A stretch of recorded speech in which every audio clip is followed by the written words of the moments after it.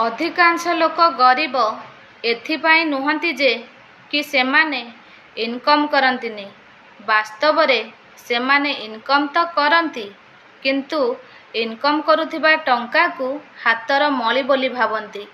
ସେମାନଙ୍କୁ ଲାଗେ ଯେ ଟଙ୍କା ହେଉଛି ହାତର ମଳି, ଆଜି ଆସିବ, କାଲି ଯିବ, ପୁଣି ଆସିବ, ଯାହାଦ୍ୱାରା କି ସେମାନେ ସଞ୍ଚୟ କରିବା କଥା ଭୁଲି ଯାଆନ୍ତି। ଆଉ କିଛି ଏମିତି ବି ମଣିଷ ଅଛନ୍ତି ଯେଉଁମାନେ ଟଙ୍କାକୁ ଲକ୍ଷ୍ମୀ ବୋଲି ଭାବନ୍ତି। ଆଉ ଲକ୍ଷ୍ମୀ ଥରେ ହାତକୁ ଆସିଛନ୍ତି ମାନେ ମୁଁ କେବେ ବି ଯିବାକୁ ଦେବିନି। ମୋର ଯେଉଁଠି ଯେତିକି ଆବଶ୍ୟକ ସେତିକି ଖର୍ଚ୍ଚ କରିବି, ଆଉ ବାକି ସଞ୍ଚୟ କରି ରଖିବି। ସଞ୍ଚୟ କରୁଥିବା ଲୋକ ନିଜର ବର୍ତ୍ତମାନ ସହିତ ଭବିଷ୍ୟତକୁ ବି ସୁରକ୍ଷିତ ରଖେ। ଆଉ ସଞ୍ଚୟ ନ କରୁଥିବା ଲୋକ ଭବିଷ୍ୟତରେ ବହୁତ ଅଭାବ ଅସୁବିଧାର ସମ୍ମୁଖୀନ ହୁଏ।